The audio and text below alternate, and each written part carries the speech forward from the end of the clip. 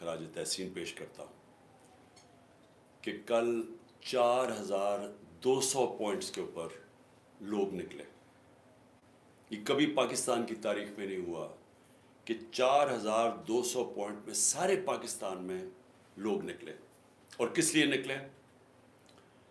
किसी शख्सियत के लिए नहीं निकले, आइन के लिए निकले, अपने आइन की हिफाजत करने के लिए निकले। और वो क्यों निकले, वो फिर भी ये आइन का कई दफ़ा कई लोग हैं उनको समझ नहीं आती। देखिए, मुल्क का कानून बनता है मुल्क के आइन से। आइन फैसला करता है कि मुल्क में हर इदारे का क्या रोल है, हर इंसान के बुनियादी हकूक़ क्या हैं। यानी सारी जो मुल्क चलता है, जिसको कहते हैं कानून की हुक्मरानी, वो सारी निकलती है आइन से। तो जब एक मुल्क का आइन ख़त्म होता है तो ये समझें कि मुल्क ख़त्म हो जाता है, क्योंकि जिस मुल्क में कोई कानून नहीं होता उस मुल्क का कोई मुस्तकबिल नहीं होता। तो जो नज़रिया ज़रूरत है, ये जो पाकिस्तान में हम आज तक हकीकी आज़ादी नहीं ले सके, ये नज़रिया ज़रूरत जब आता है तो ये आइन को ख़त्म करके आता है। और नज़रिया ज़रूरत कभी आज़ाद माशरों में नहीं आता, सिर्फ ग़ुलाम माशरों में नज़रिया ज़रूरत आता है। जब अंग्रेज़ आया तो उसने हुकूमत कर रहा था तो उसने अपने लिए और कानून बनाए हुए थे, लोगों के, अवाम के लिए और थे। तो अंग्रेज़ को जो अपने लिए, क्योंकि उसने इतने बड़े लोगों के ऊपर हुकूमत कर रही थी और वो अपने बराबर नहीं उनको समझता था, वो ऊपर था और लोग नीचे थे। अंग्रेज़ के लिए और कानून था, लोगों के लिए दूसरा कानून था। तो जब आज़ादी मिली तो उसूलन तो ये होना चाहिए था कि कानून के सामने सब एक बराबर हो जाए, जो कि एक आज़ाद मुल्क में होते हैं। लेकिन हमारी बदकिस्मती क्या हुई, आते साथ ही मार्शल लॉ लग गया। मार्शल लॉ का मतलब वही कि जो ऊपर जिसने कब्ज़ा किया, जिस फौज ने, वो कानून के ऊपर चले गए। उनके लिए पाकिस्तान के आइन को ख़त्म करना पड़ा। तो उन्होंने फिर अपने कानून बनाए, ताकतवर अपने कानून बनाता गया।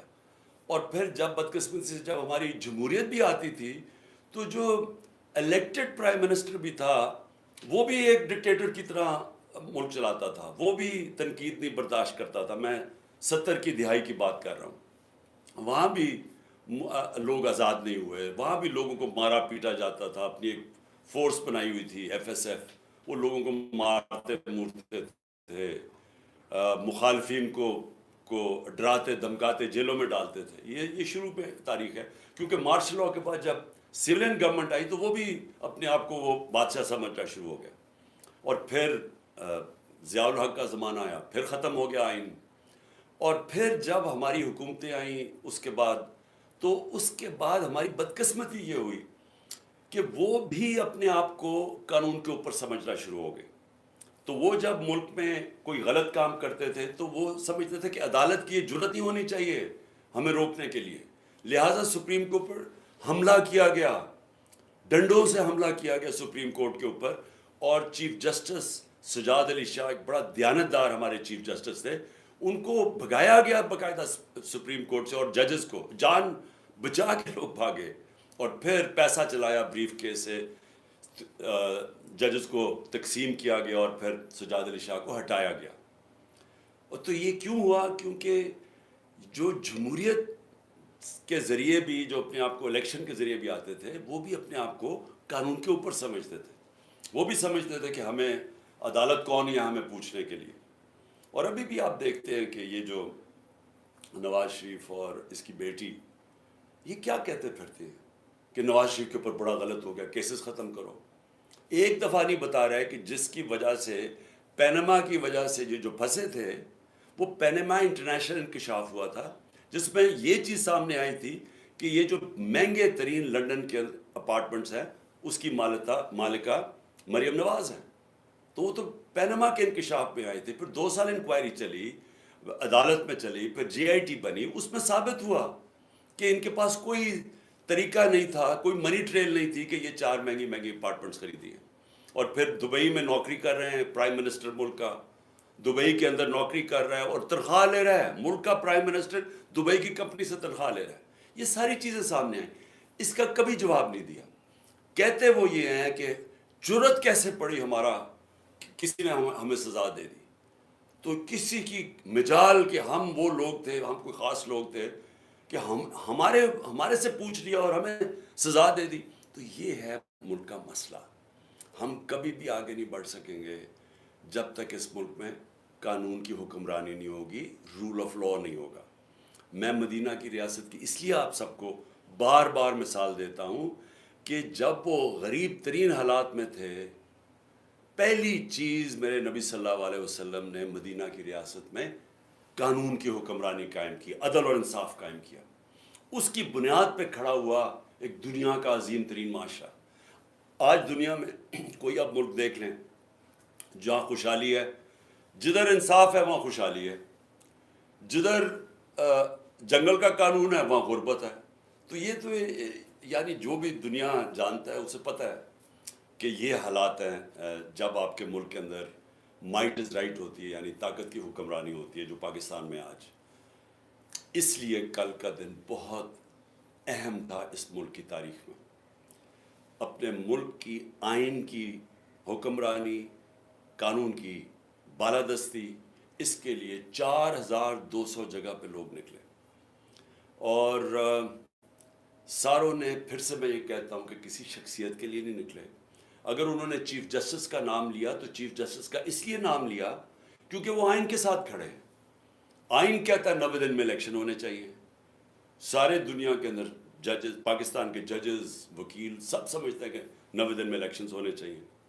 اور یہ جو اب گورنمنٹ میں بیٹھے ہوئے ہیں 60% کیبنٹ کرپشن کیسز کے اوپر بیل پہ ہے, یہ اب پوری کوشش کریں الیکشن سے بھاگنے کی, اور یہ آئین توڑنے کے لیے تیار ہیں. یہ سپریم کورٹ کے فیصلے کے خلاف جانے کے لیے تیار ہیں. یہ سپریم کورٹ کو تقسیم کرنے کے لیے تیار ہیں, صرف اس لیے کہ ان کو الیکشن نہ ملے. کھل کے سپریم کورٹ کو اٹیک کر رہے ہیں. ان کے لوگ کہہ رہے ہیں کہ جی اگر سپریم کورٹ نے فیصلہ کیا مانیں گے نہیں, یہ کھل کے کہہ رہے ہیں. تو میں یہ چاہتا ہوں کہ پہلے صرف یہ دیکھ لیں, اس کے بعد میں باقی بات کرتا ہوں, کہ جب ان کو سپریم کورٹ کا فیصلہ پسند تھا تو ان کے لوگوں نے کیا سپریم کورٹ کے متعلق کیا سٹیٹمنٹس دی. ہمارے پاس اللہ کا کرم ہے, سوشل میڈیا ہے, یہ ساری چیزیں اب آپ کو پتہ چل جاتی ہے کہ یہ پہلے کیا کہتے تھے, اب کیا کہتے ہیں. مجھے کہتے تھے کہ اگر آپ نے الیکشن کروانا ہے تو اپنی حکومتیں ڈیزالو کر دیں. حکومتیں ڈیزالو کی تو سارے الیکشن سے بھاگ گئے. اب کہتے ہیں کہ جی عمران خان انتشار پھیلا رہا ہے. آئین کے مطابق چل رہے ہیں عمران خان, 90 دن میں الیکشن ہونے چاہیے. 2 ہماری حکومتیں ہم نے ڈیزالو کی. آپ سب نے کہا, آئین بھی کہتا تھا, ملک کا قانون کہتا تھا کہ 90 دن میں الیکشن ہو. 90 دن گزر گئے, الیکشن نہیں ہو رہے. ہمیں کہہ رہے ہیں اکتوبر میں الیکشن ہوں گے. کس طرح اکتوبر میں؟ اس کا مطلب 70% پاکستان ڈس انفرینچائز ہے, یعنی ان کے الیکٹڈ نمائندے 70% پاکستان میں نہیں ہوں گے. ایک بدیانت دار الیکشن کمیشن نے شہباز شریف کی حکومت یہاں قائم کر دی جس کی کوئی قانونی اور آئینی کوئی جواز نہیں ہے, اور فضل الرحمان کی حکومت قائم کر دی ہے پختونخوا میں. سو اس لیے میں یہ سننا چاہتا ہوں, آپ کو سنانا چاہتا ہوں کہ کیا کہا انہوں نے جب ان کو سپریم کورٹ کا فیصلہ پسند تھا.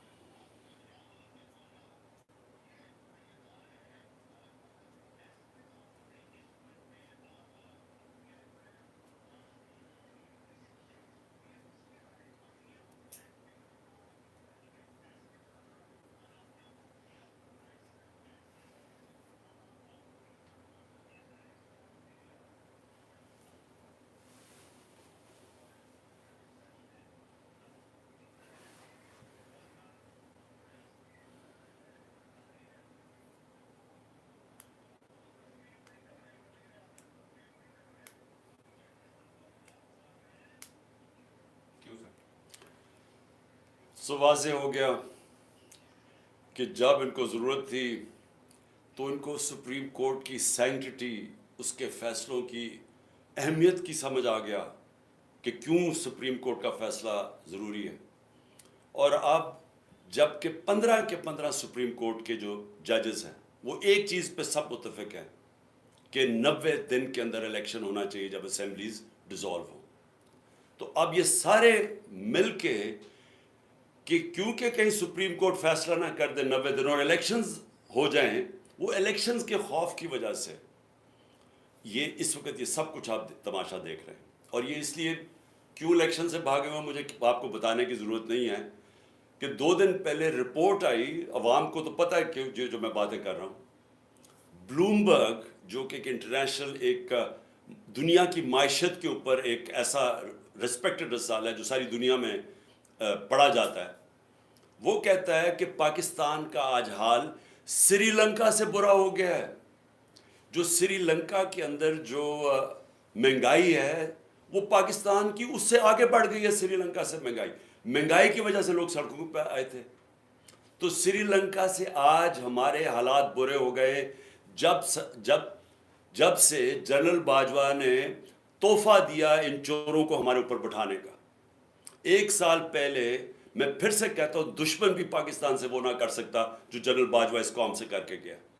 ان کو بٹھایا اوپر، انہوں نے آ کے ساری اکانومی تباہ کر دی. اپنے آپ کو انہوں نے 1100 ارب روپے کے کیسز معاف کروا لیے. انہوں نے آتے ساتھ ہی اپنے آپ کو ECL سے کیبنٹیں ہٹا دیا تاکہ یہ باہر جا سکے، کیونکہ سارا پیسہ باہر پڑا ہوا ہے، عیاشی باہر ہے. اور انہوں نے ملک کی معیشت کو تباہ کر دیا. اور آج جو لوگ پسے ہوئے ہیں مہنگائی میں، جو لوگوں کے آج حالات ہے، پھر سے میں بتا دوں 100 روپیہ 1 سال پہلے جتنی چیزیں خریدتا تھا وہ صرف آج 62 روپے خرید سکتا ہے. 62 روپے رہ گئے ہیں اس 100 روپے میں سے. تو خریدار 100 روپے سے گر کے ایک آدمی کے پاس جو 100 روپے کا نوٹ ہے وہ صرف 62 روپے خرید سکتا ہے. اور اگر سینسٹیو پرائز انڈیکس پہ چلے جائیں کھانے پینے کی چیزیں تو وہ صرف 52 روپے رہ گئے ہیں 100 روپے میں سے. اور گرتا جا رہا ہے. ہر روز مہنگائی بڑھ رہی ہے. دنیا میں مہنگائی کم ہو رہی ہے یا مہنگائی بڑھ رہی ہے؟ تو اس لیے میں آج وہ ساری قوتیں جو ان چوروں کے پیچھے بیٹھی ہوئی ہیں، میں آپ سب کو کہہ رہا ہوں کہ آپ ابھی سے سمجھ جائیں ملک کدھر جا رہا ہے. سری لنکا کے اندر جب پبلک نکلی تھی حالات اتنے برے نہیں تھے. آج کیوں نہیں پاکستانی قوم نکل رہی؟ امید لگا کے بیٹھی ہوئی ہے کہ الیکشنز آئیں گے، تو وہ الیکشنز کی انتظار کر رہے ہیں کہ غصہ ان کا الیکشن میں نکلے گا، جس کی وجہ سے یہ بھاگ رہے ہیں. تو مجھے اپنی اسٹیبلشمنٹ کی نہیں سمجھ آ رہی کہ آپ کو اس میں سے کیا مل رہا ہے. ان چوروں کے پیچھے لگ کے جنہوں نے ملک کو تباہ کر دیا ہے، تو اس سے آپ کو کیا مل رہا ہے کہ ان کے پاس تو کوئی اب طریقہ ہی نہیں ہے ملک کو بچانے کے لیے. ان کے پاس تو روڈ میپ نہیں ہے. اکتوبر تک یہ کیوں انتظار کر رہے ہیں؟ کیونکہ انہوں نے اور ہمیں تحریک انصاف کو پکڑ دکڑ کرنی ہے، اداروں کو ہمارے خلاف استعمال کرنا ہے، کیسز اور کرنے ہیں. کیا اس سے یہ بچ جائیں گے؟ میں سوال یہ پوچھتا ہوں کہ کیا اس سے یہ بچ جائیں گے؟ علی امین کو 1 مہینہ پکڑا، جیلوں میں پھرایا، کدھر سے کدھر، بکھر، پھر اسلام آباد، پھر اس کو لے کے گئے ادھر لاہور لے کے آئے، تشدد کیا اس کے اوپر، پھر ادھر سے گیا پتہ نہیں شکارپور. تو کیا ہوا؟ 20 کلومیٹر لمبا اس کو جلوس لینے آیا ڈی آئی خان میں. وہ علی امین کہتا ہے میں نے کبھی اس طرح کی عوام کا رویہ نہیں دیکھا. انہوں نے اس کو اتنا بڑا ہیرو بنا دیا. تو کیا فرق پڑا؟ کیا یہ پکڑ دکڑ سے کچھ بدل جائے گا؟ کیا یہ عمران خان 2 دفعہ مجھے قتل کرنے کی کوشش کی، کیا میں رک گیا ہوں؟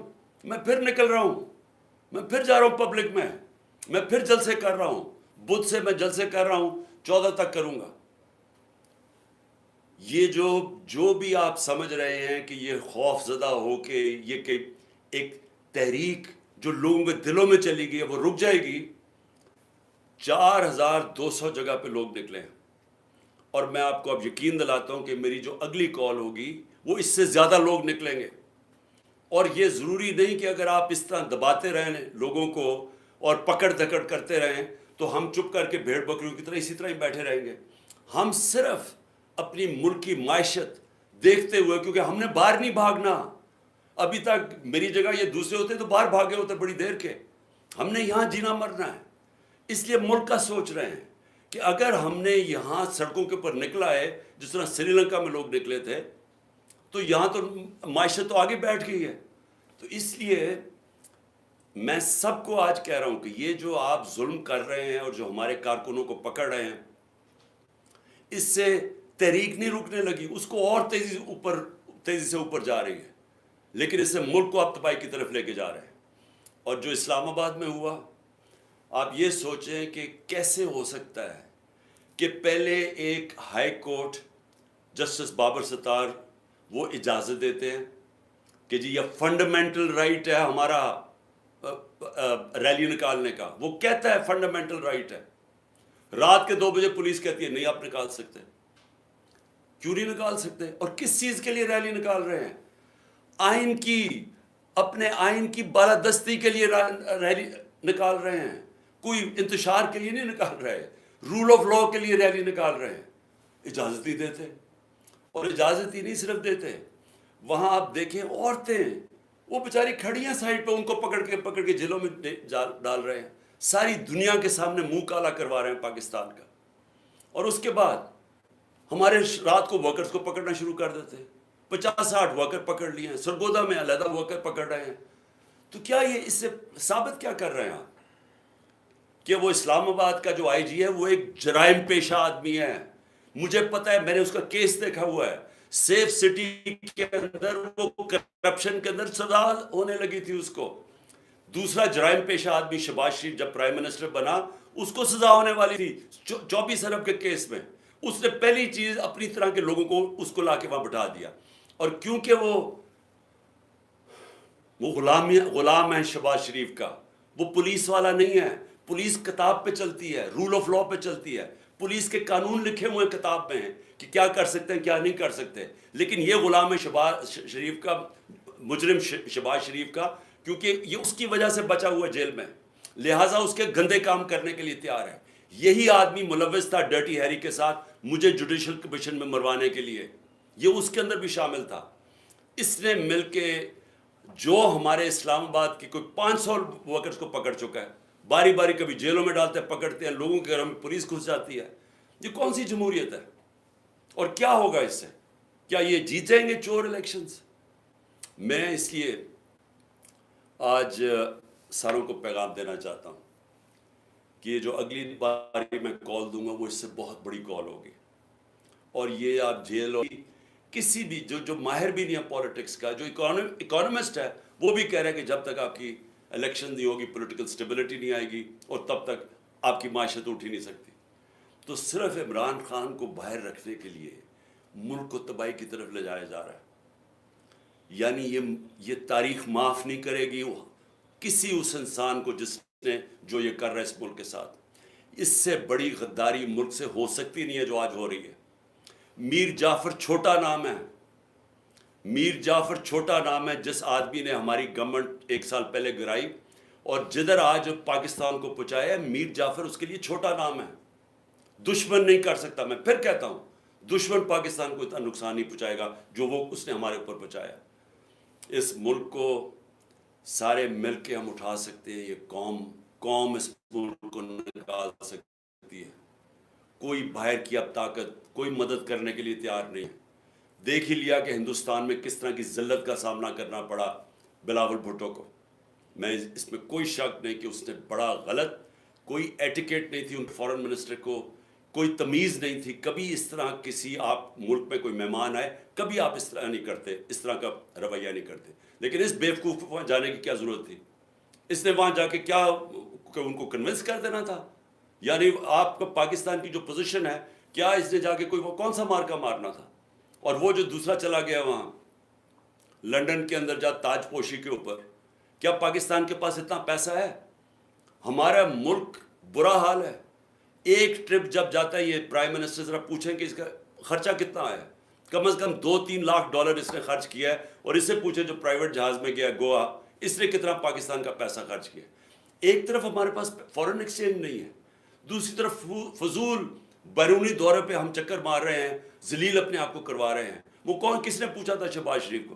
کون لینے آیا تھا اس کو ایئرپورٹ پہ؟ تو یہ اگر آپ نے اپنے آپ کو ذلیل کروانے جانا ہے تو کم از کم ملک کا پیسہ تو بچائے نا. اور اس لیے میں کہہ رہا ہوں کہ اس وقت ہمارے پاس کوئی دوسرا راستہ نہیں ہے سوائے الیکشنز کے.